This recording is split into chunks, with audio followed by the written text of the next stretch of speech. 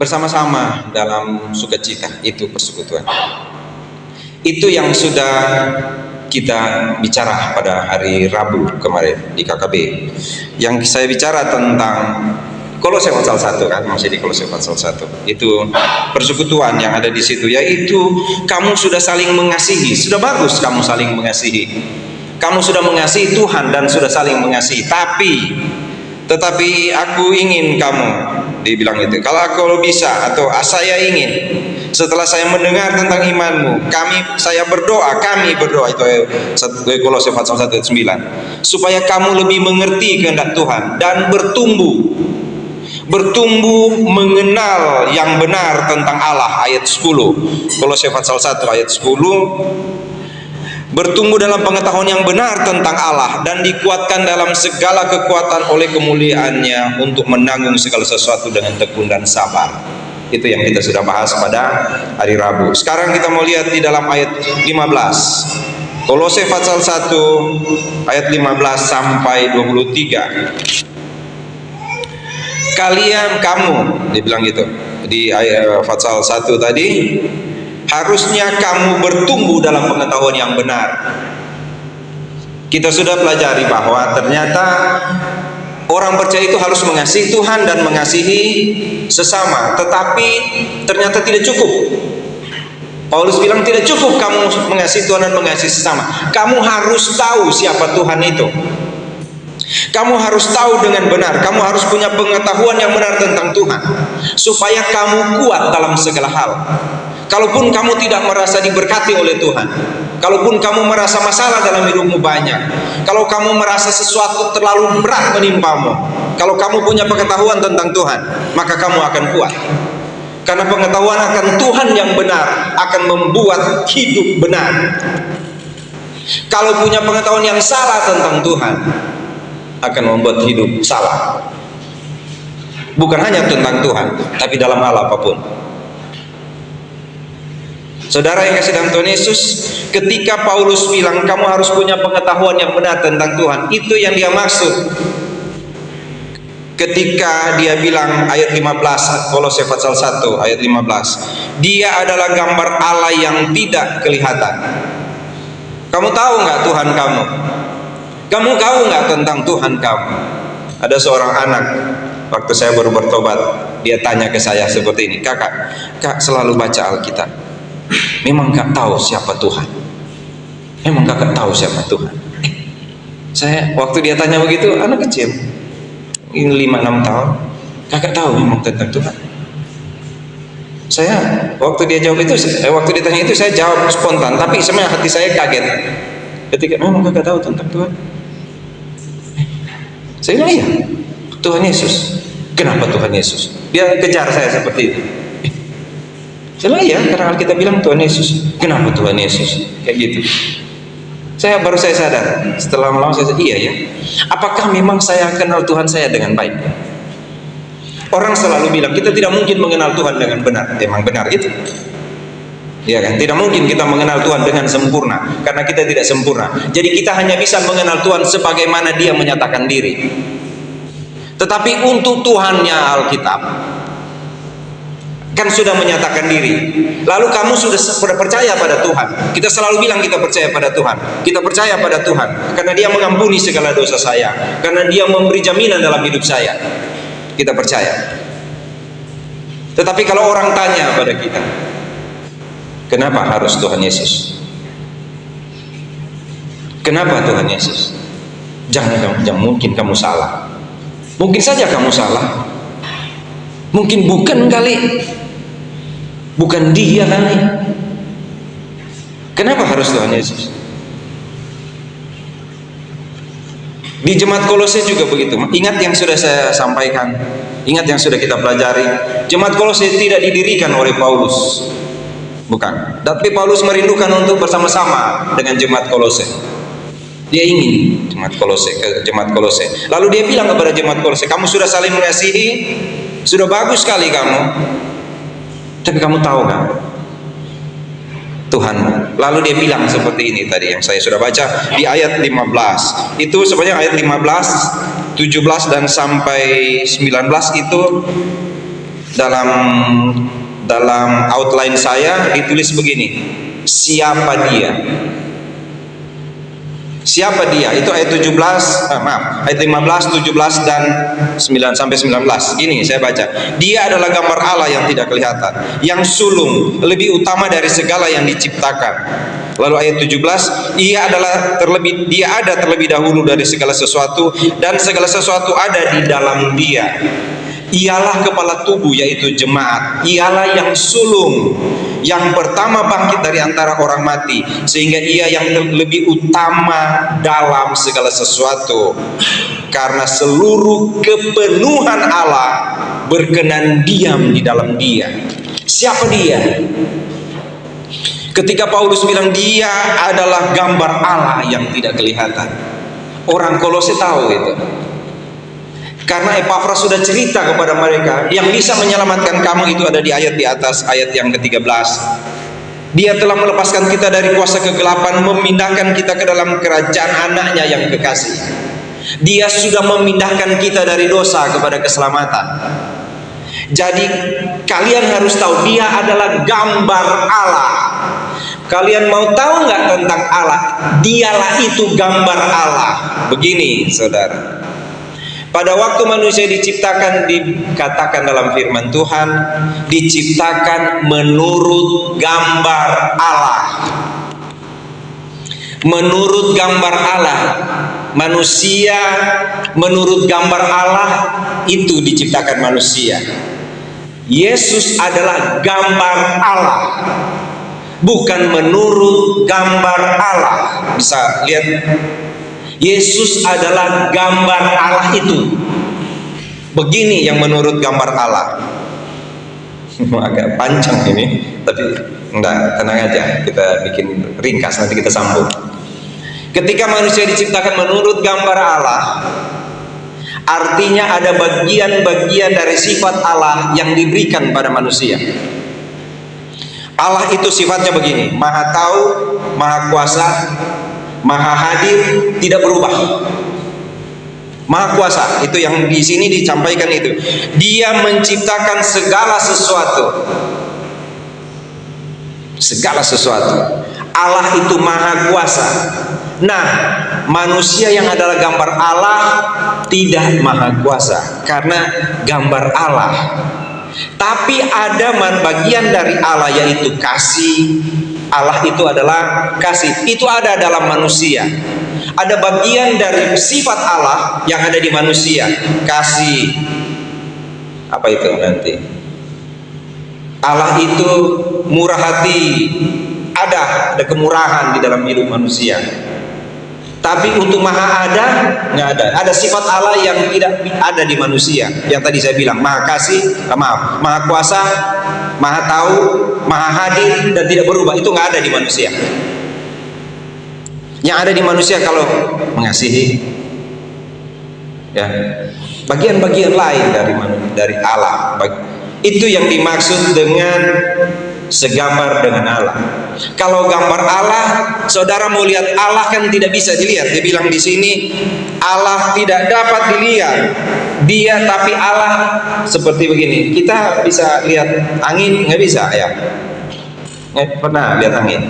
Ya, kita cuma paling, saya ingat saya masih kecil sekolah hafal itu utara, timur laut, timur laut, timur laut, timur, begitu.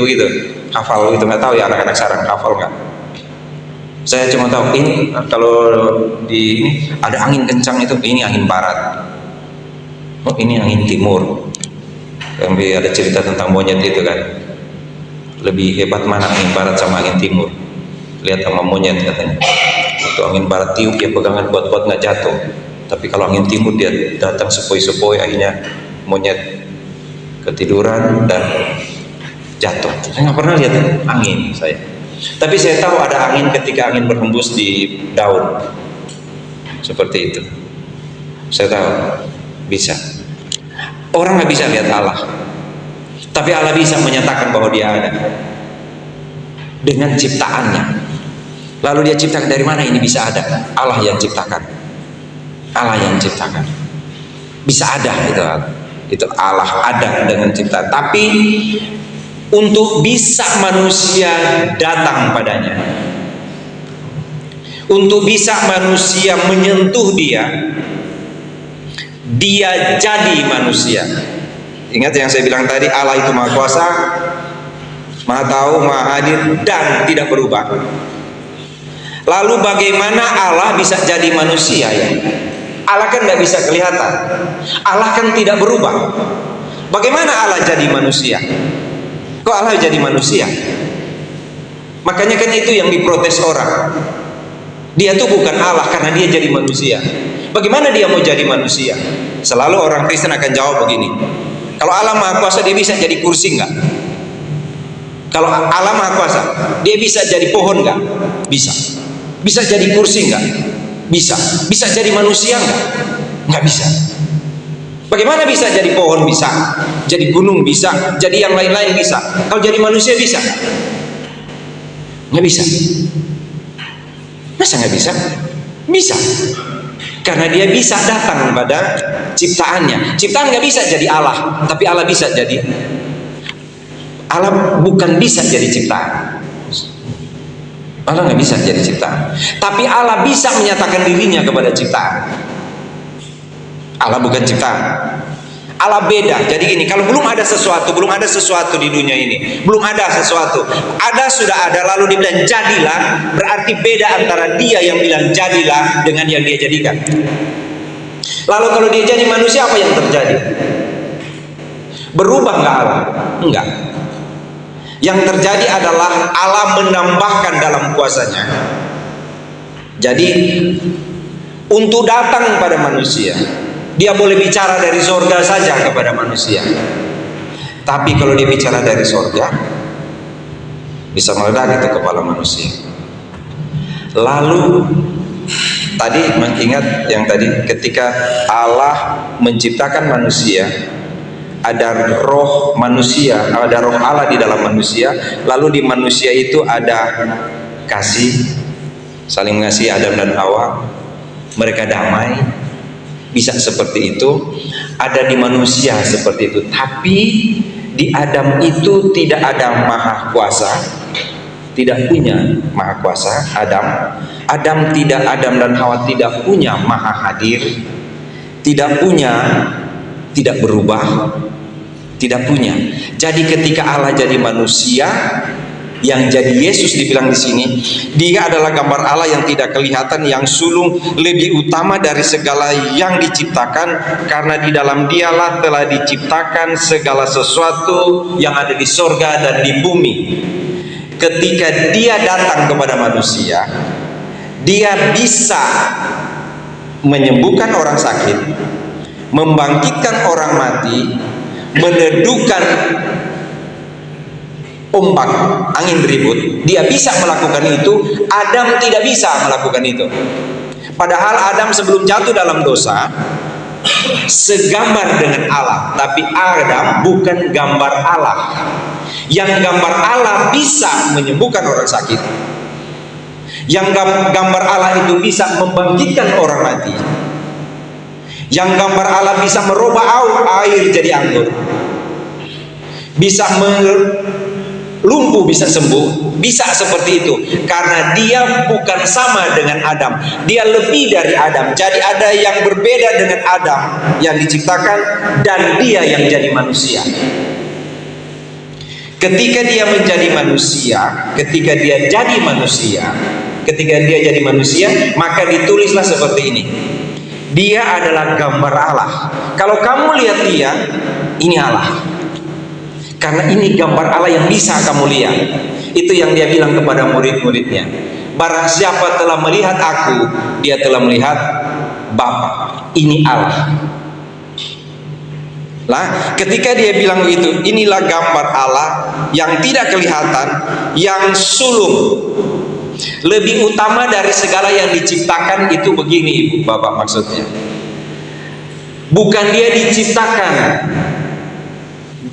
Jadi kalau di doktrin gereja yang bukan gereja sebenarnya, bidat, saya bilang bidat aja, Yesus diciptakan dulu, baru Yesus menciptakan yang lain-lain. Bukan itu yang dimaksud di Kolose pasal 1 ini.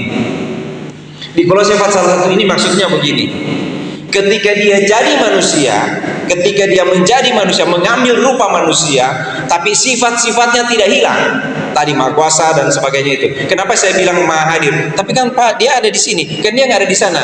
Ibu tahu nggak, dia bilang pada waktu saya lihat engkau di bawah pohon, saya tahu kamu di situ.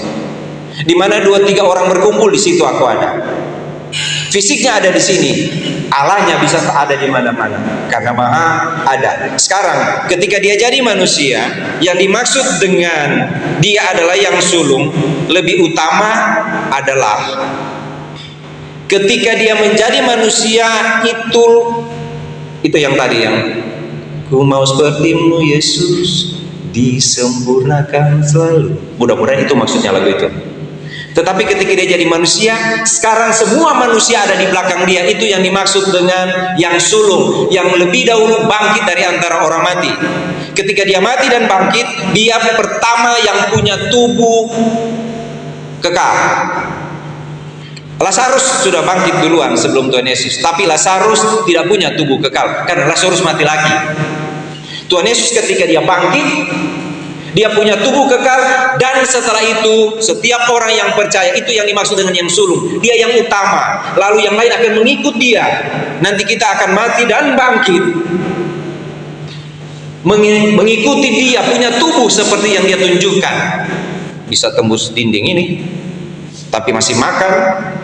Itu yang dimaksud dengan yang sulung. Jadi yang ketiga yang bilang disulung ini bukan pada pertama dia ciptakan di sana, tetapi ketika dia jadi manusia, sekarang manusia harus tahu dialah kepala. Di bagian lain nanti dibilang dia adalah kepala.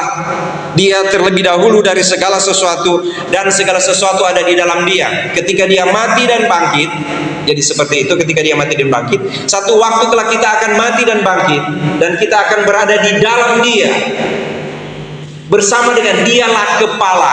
Dialah yang lebih utama, dia yang pertama. Itu yang dimaksud dengan yang sulung. Dia yang paling pertama, yang jadi manusia sempurna, yang tidak pernah jatuh dalam dosa lagi, dan setiap orang yang percaya padanya akan mengikuti dia.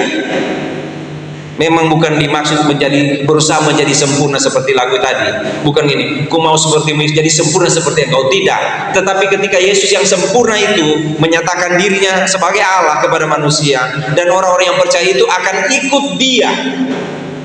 Patokan tertinggi dalam kehidupan orang Kristen adalah Tuhan Yesus. Makanya tidak bisa kamu cuma saling mengasihi, karena dunia juga saling mengasihi. Kalau kamu cuma peluk-pelukan, dunia juga peluk-pelukan. Kalau kamu cuma saling berbagi, dunia juga begitu. Seperti itu. Tapi kamu harus tahu Yesus. Itu yang Paulus maksud di Kolose pasal 1. Kamu harus tahu Yesus, karena kalau kamu tahu dia yang paling penting dalam hidupmu.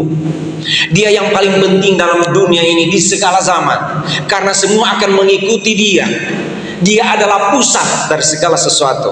Itu Tuhan Yesus. Semua akan mengikuti dia.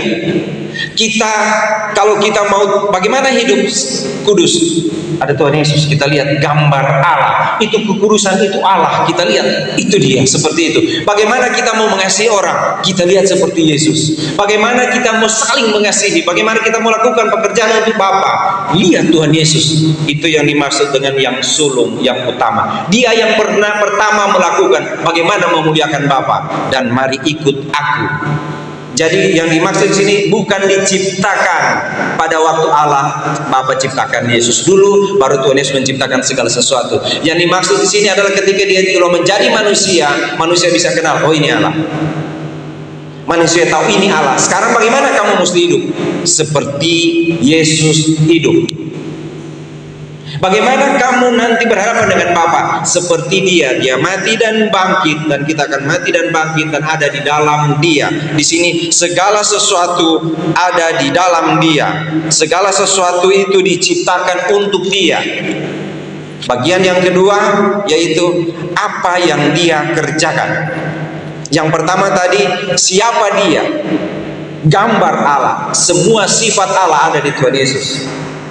Semua. Adam diciptakan, tapi Adam tidak punya sifat-sifat, seluruh sifat Allah tidak ada dalam Adam. Apalagi ketika Adam jatuh dalam dosa, semua kemuliaan itu hilang.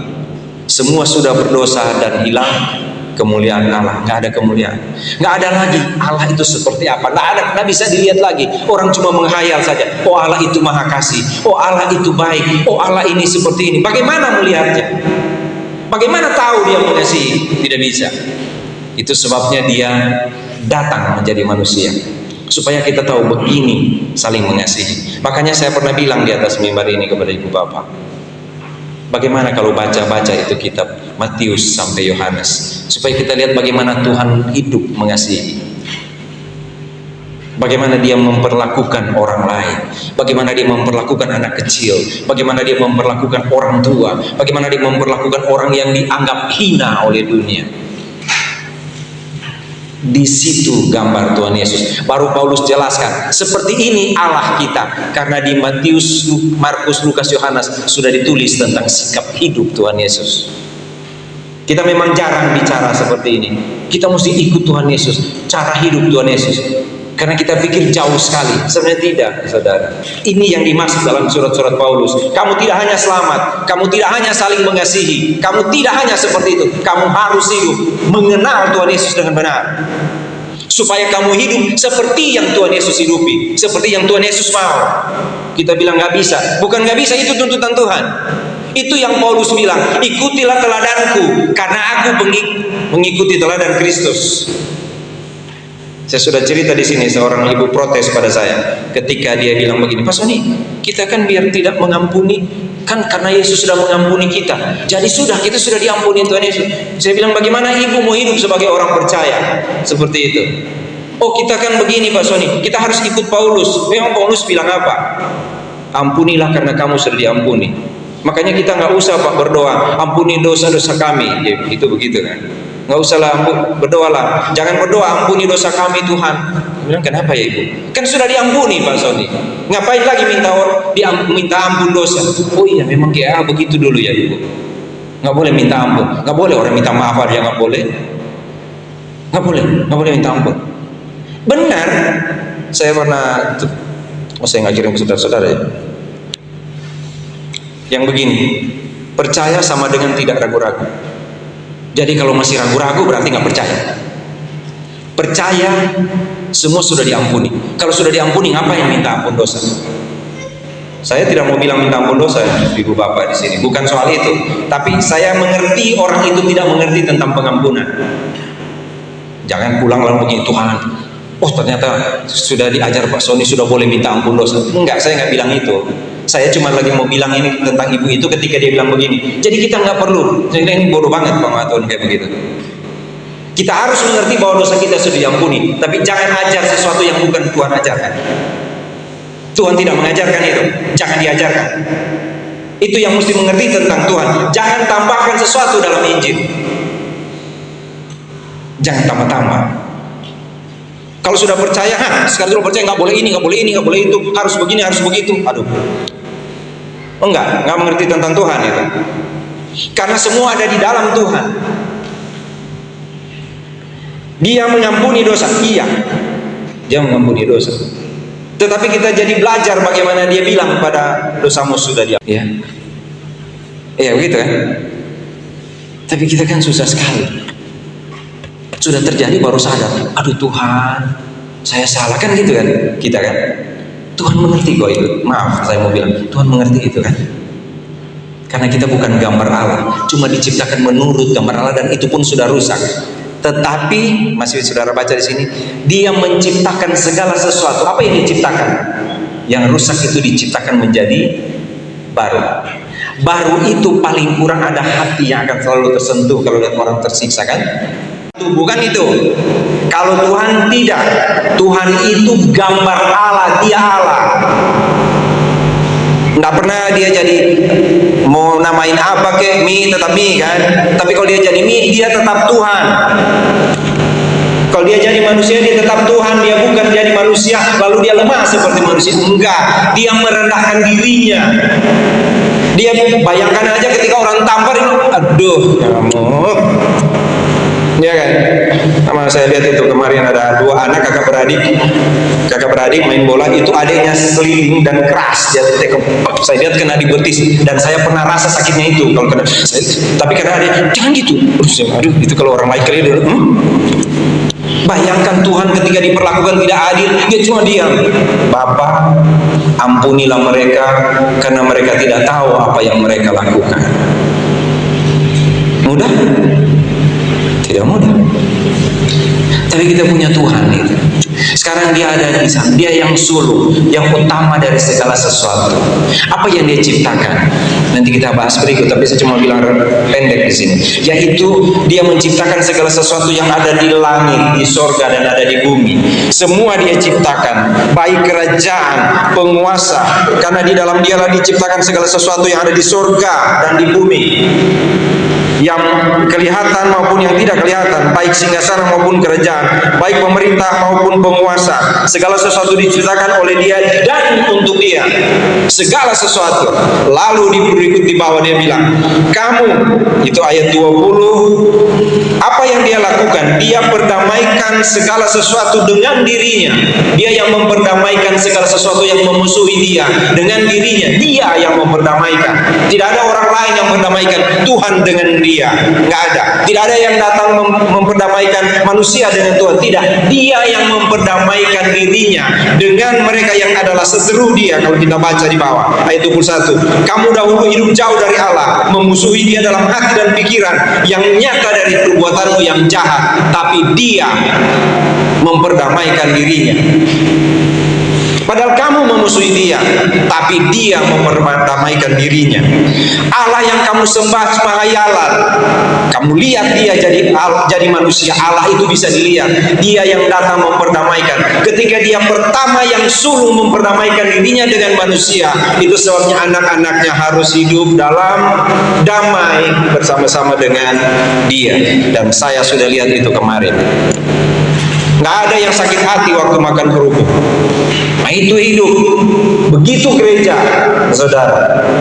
Karena masing-masing ada kerupuknya. Itu kan masing-masing ikat sendiri itu kerupuk. Ada yang gede, ada yang kecil. Nggak ada yang marah-marah. Minta dong. Nggak ada kan? Mana kemarin ada yang minta? Saya suka sekali itu lomba itu. Lomba tidak egois. Nggak ada saling iri. Nah, itu lomba kerupuk. Nggak ada yang iri, nggak ada yang bilang, oh, minta dong, oh dia ada, kok kerupuknya warna begitu, minta dong. Nggak ada yang datang cek itu warna apa itu, model kerupuk. Pernah perhatikan nggak kerupuk beda semua kan modelnya kan?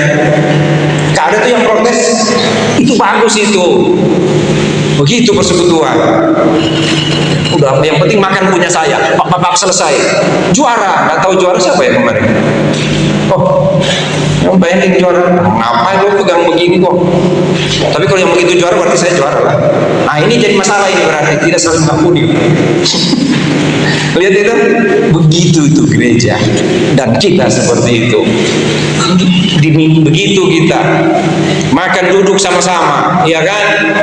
Duduk sama-sama makan. Cuma lihat, itu ada ini di situ ya. Ambil kan, itu gereja. Berasa nggak seperti itu? Nggak berasa kan? Tapi itu gereja. Waktu hujan, ayo cepat-cepat situ, jangan di situ hujan. Sambil melindungi, itu gereja, itu kita. Berasa nggak? Nggak berasa kan? Tapi itu terjadi. Kenapa? Karena Yesus ada di sini dan kita ikut Dia.